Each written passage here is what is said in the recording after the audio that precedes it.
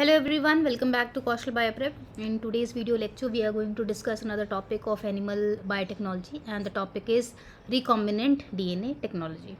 So, first of all, what is recombinant DNA technology? It is also known as the genetic engineering. So, it basically involves the artificial manipulation, modification, and recombination of the DNA sequence to produce a desired product. So, what does it mean? It means that it is a technique in which you form a artificial DNA that is created by combining two or more sequences. So, these two or more sequences can be taken from same organism or different. So, basically, you are combining the DNA that would not normally occur together, right? So, by how would you do that? By using gene splicing mechanism, you can basically do that. There are other ways also, but we are going to discuss how this particular technology works. So, the recombinant DNA technology basically allows the DNA to be produced via artificial means, right? So, the basic procedure will be how do you, first of all, you will define the DNA sequence from where you want to get your desired gene, and then further proceed. Those steps you need to understand, and then afterwards you will be, clear about the recombinant DNA technology. So, the fundamental principle is that you want to insert a foreign gene into a suitable host, right? How would you do that? So, these steps, all the steps which are required to do this, it is basically the recombinant DNA technology. And why it is called so?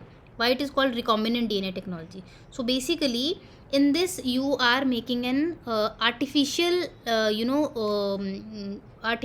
collaboration of the genes. So, naturally that collaboration does not occur. So, you are going to take for example one gene from this organism and you are going to insert it into another organism. So, gene 1 और यहाँ पे मान लीजिए gene A. Altogether, when this gene is present in this particular organism, it will give you some product which is useful, right? So, that's how the whole recombinant DNA technology works. Now, the recombinant DNA technology is basically developed by two scientists, and the name of the scientist, let me find place for it. So, there were two scientists. One is the Boyer and second one is Cohen, right? So, Boyer and Cohen in around 1973, if I am not wrong, they developed this particular technique, that is the recombinant DNA technology, right? So, it basically is, in simple words, it is a technology which allows the DNA to be produced via artificial means, and you are combining the DNA, right? So, two sequences are being combined, and the resultant DNA is called recombinant DNA because it has an artificial insert, right? So, combining the DNA, two DNA molecules into a single one and producing some product which is useful. That is the whole point. Now, what are the steps which are there to form recombinant DNA? So, basic 6 steps are there. Then afterwards, there is downstream processing also. Downstream processing. But first of all, these steps are there. For example, there is isolation. Isolation vector and target gene. What is that? I am going to explain each step for you. Then there is cutting of the DNA, which is also called the cleavage of the DNA. Then there is joining, which is ligation, transformation, cloning, and finally the selection. So, these 6 steps are there, and after the completion of these 6 steps, you will have your recombinant DNA. So, if you see clearly in this picture, so this is the brief introductory picture. Here is this bacteria. You can see this is bacterial chromosome, this is plasmid, right? So, extra chromosomal genetic material is also there. So, from one bacteria you are isolating what? Plasmid is isolated, right?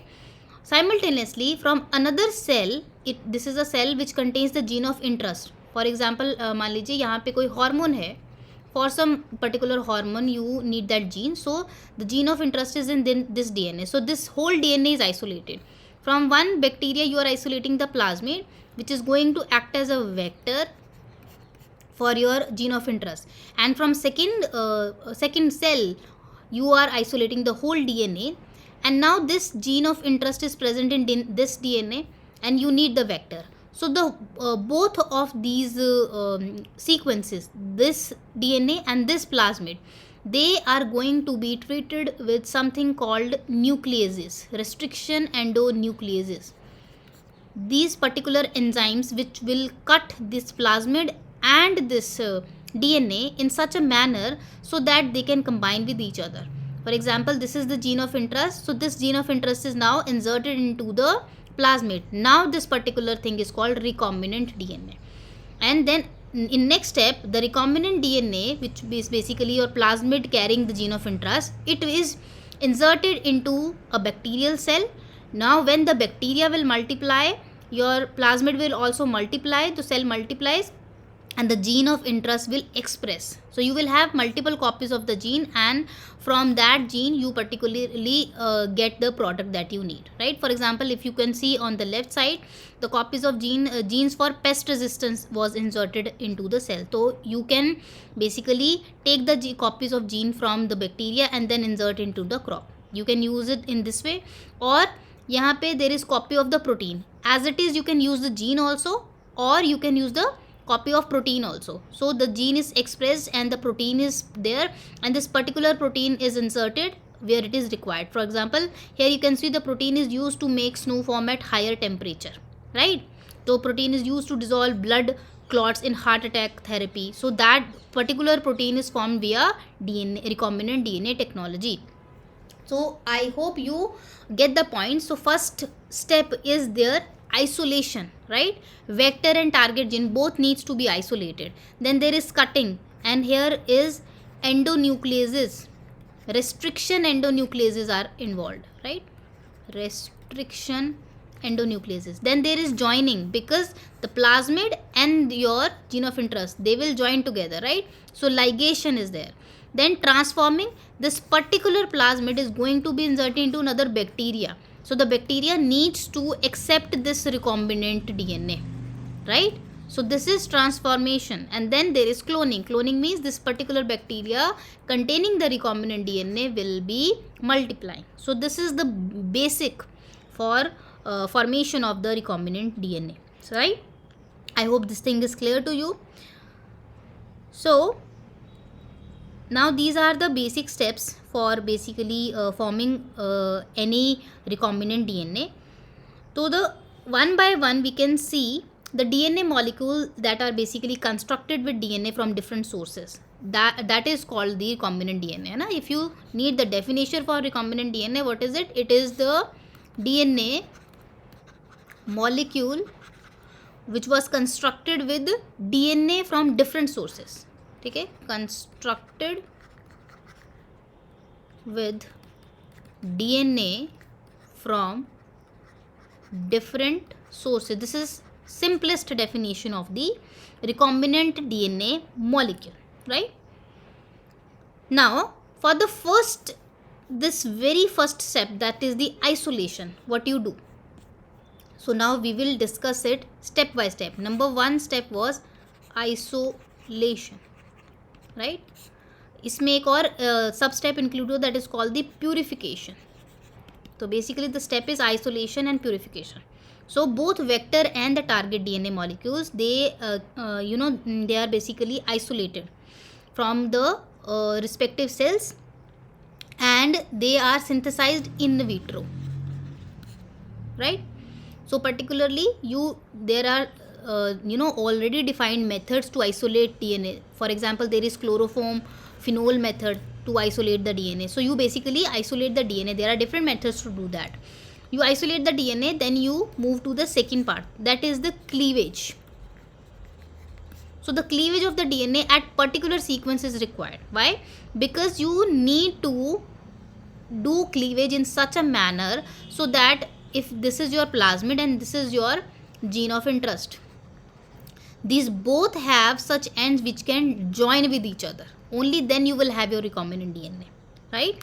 So that is why you need a particular enzyme. That is what you have already seen in previous slide, that is restriction endonucleases. Because restriction endonucleases are used. Why? Because DNA is usually cleaved by treating it with this particular enzyme, so that the ends which are formed at the cutting ends, they can join with each other, right? In this thing we call them sticky ends, right? So you need to understand one thing: both the plasmid and the gene of interest, they both are going to be cut by the same restriction endonuclease. That is very, very important, because the restriction endonuclease has specific sites for cut, right? So though you need to understand this, the cleavage must be done with the same endonuclease for both of the DNA. Then the next step was introduction. You see, you form this thing, and then this is ligation. Ligation kaise hoga? You see, you cleave the DNA, then there is joining, ligation, right? So ligation is done with the help of an enzyme that is called DNA ligase. Okay? So in this particular step, you use a particular enzyme that is called DNA ligase. It joins the both the gene of interest and the plasmid, right? Then finally there is the introduction of the recombinant DNA into the compatible host cell, and one of the method to do that is the transformation or transforming. Okay? There are other methods also. Now here let me just clear this one for you. In this slide we'll also discuss how the transformation and other methods work for inserting the particular recombinant DNA into the host. So you have your recombinant DNA, ठीक है? इस तरह से मान लीजिए this is the gene of interest, ये जो मैं बना रही हूँ this is gene of interest, right? This is your rDNA. Now this rDNA needs to go into the host, isn't it? So you need to introduce the recombinant DNA into compatible host. So in order to do that, there are certain ways. The most commonly used ones are transformation, then there is called transfection, which is common when you are dealing with eukaryotic cell also. Okay, there are other ways also. There is a gene gun method, but these two are very, very common. Transformation is that you're basically placing the cell, मान लीजिए this is your bacterial cell, in the presence of the foreign DNA containing the plasmid containing the foreign DNA. Basically the host cell is placed nearby the recombinant DNA, and the host will directly take up on the foreign DNA material. So this will go inside the host cell as such. Transformation is the direct uptake of the foreign DNA by a host cell. It is called genetic transformation or as such transformation, right? Next is the transfection. In this method, the recombinant DNA can be packaged into a virus particle, bacteriophage for example, you can use that, and then that particular virus will infect the host cell and introduce the recombinant DNA into the host cell. So there is transformation, there is transfection, right? In this direct, there is transfer of the direct uptake of the recombinant DNA by the host cell, or in transfection you are using a particular virus for transporting the recombinant DNA into the host cell. ठीक है? Once your recombinant DNA inside the host cell यहाँ पे आ गया, then next step is very, very simple. There is replication of the host cell and the expression of the recombinant DNA, right? Now the mostly you use cloning vector for such purpose, right? So this cloning vectors allow inserted DNA to be replicated, right? And in some cases it is also expressed. So if it is expressed, you will get the copies of the protein. If it is only replicated, you will get copies of the gene. Both can be used as such, right? So the ability of the clone and the expressed DNA mostly depend on the choice of the vector and host also. So this is very important. Which kind of vector you are using, which kind of host you are using, that is important for the particular expression of the gene. Finally, if transformation or transfection was successful, you need to know that whether the particular copies which are forming, they have your gene of interest or not. This is called selection or screening. For example, if this is your host cell, you have done transfection or transformation, and this is the recombinant DNA. When it multiplies, whether the daughter cells have the same gene or not. How would you know that? So for these things you need a reporter gene, right? So it depends on the host, the kind of host you are using, that must have these particular genes. The vector also contains that gene. So vector usually, basically not the host, actually the vector, So the screening depends on the vector. So vector usually contain a particular gene which can be act as a reporter gene or marker gene for the selection. For example, sometimes the plasmids are used and the plasmid contains some antibiotic resistance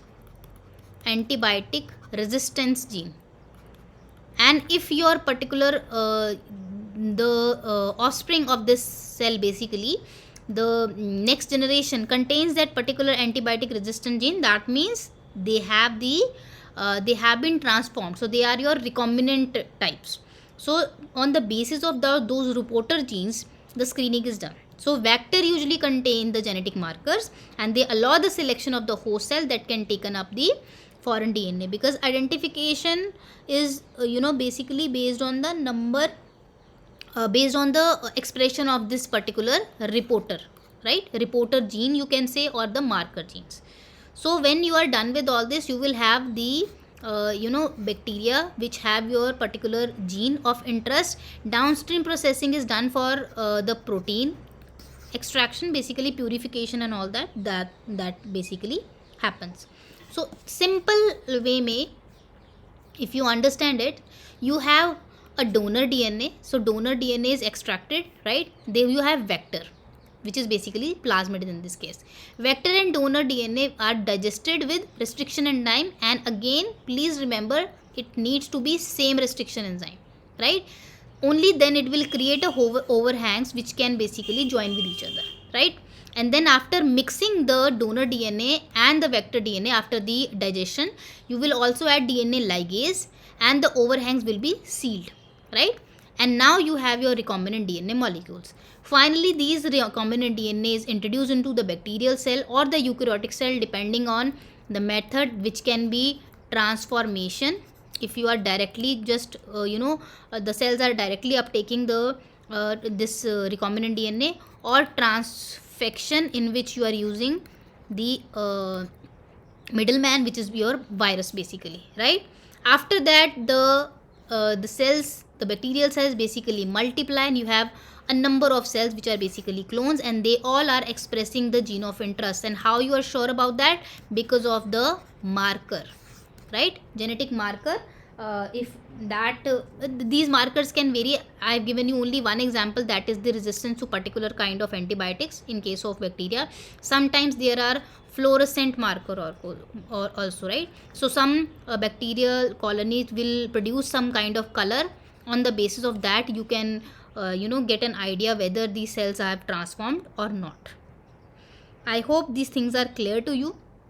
Now for the steps, these steps, the isolation, the cutting, the joining, there are different ways to do each step. For example, if we talk about the extraction or the isolation, just say I have told you the isolation can be done simply. There are if you want to extract DNA from any kind of cell, there are DNA extraction kit or the traditional chloroform phenol method. So there are different ways from where you can get the DNA. Just like that, there are different ways to get the cloning vectors also. Cloning vectors are different type. Achha, I will tell you about the types of the cloning vector also, right? Let me just give me, yes. So if we talk about the vectors in the second thing, from where you basically up to vectors. So if we talk about the vectors, there are different types of cloning vectors. For example, there is plasmid, right? There is viruses which can act as vectors. Then there is artificial chromosomes also, small artificial chromosomes, they can also act as vectors. What is the difference? The main difference is the size of the DNA that they can carry, right? So the plasmid, it can carry a different size of DNA as compared to the viruses or artificial chromosomes. So the size of the DNA that they can incorporate in themselves for transferring of that particular DNA into the host, so the size vary. And most of the vectors, they contain sequence that allows them to replicate autonomously. This is very, very important. So they can replicate autonomously within a compatible host cell. That is very important for a vector. And all cloning vectors have a common unique cloning site also. So they are autonomously replication can be there, should be there, and one unique cloning site should be there, right? So this cloning site What is this? This is a sequence that can be cut by restriction endonuclease. Cloning site is a sequence that can be cut with the help of restriction endonuclease, so that site specific insertion is there, right? So there are certain qualities of vector that you basically go for when you are doing the recombinant DNA technology. Okay, so I hope these things are clear to you. I have made this very crisp, just focusing on the steps of the recombinant DNA. If you need any other details, you can comment down. If you need any other details for a specific section, and we can cover that also.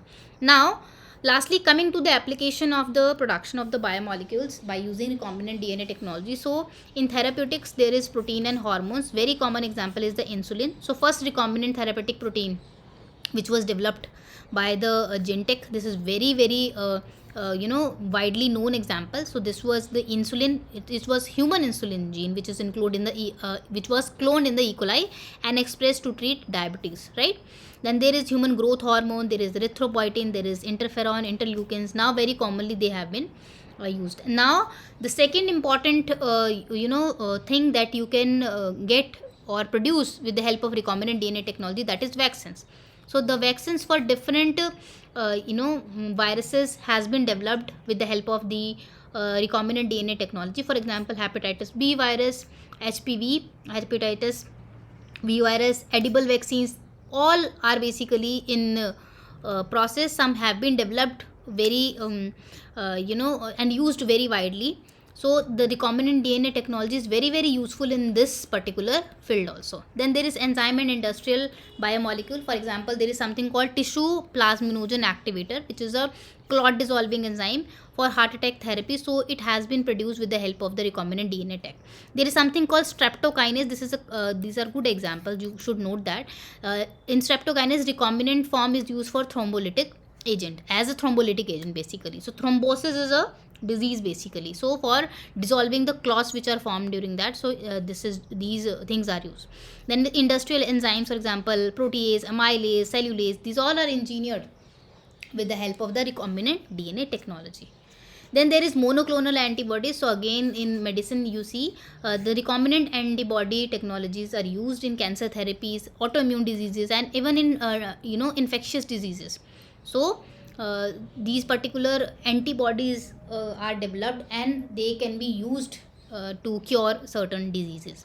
Then there is nutraceutical and metabolic products, golden rice, omega-3 fatty acid. All these are genetically enhanced crops basically, right? So these are engineered. For example, the golden rice is engineered to produce more beta carotene, है ना? And this is the precursor of vitamin A. So golden rice is highly rich in vitamin A. And how they are produced? Because they have introduced a gene for beta carotene. And how they done that? They have done this by using recombinant DNA technology, right? Then there is gene therapy and future biomolecules. So right now there is a very widely explored area that is called the CRISPR-Cas9 based recombinant approach, and it is it is being used for different purposes. So this is basically a gene editing tool, right? Editing की जाती है इससे. सो ये एक research area है. So recombinant DNA tech is being used in so many ways, especially in the field of science. So there is one more example, this particular genetic disorder in which there is ADA deficiency, right? So there are gene therapies being developed with the help of the recombinant DNA technology. So yes, you may find another examples, and I will highly encourage you to find more example and incorporate in your notes. So that is it for today. I hope you understand something from the lecture, but still, if you have any kind of question or query, feel free to comment it down. Like the videos if you understand something, share it with your friends, and subscribe for more such videos, and stay connected for upcoming lectures. Thank you so much.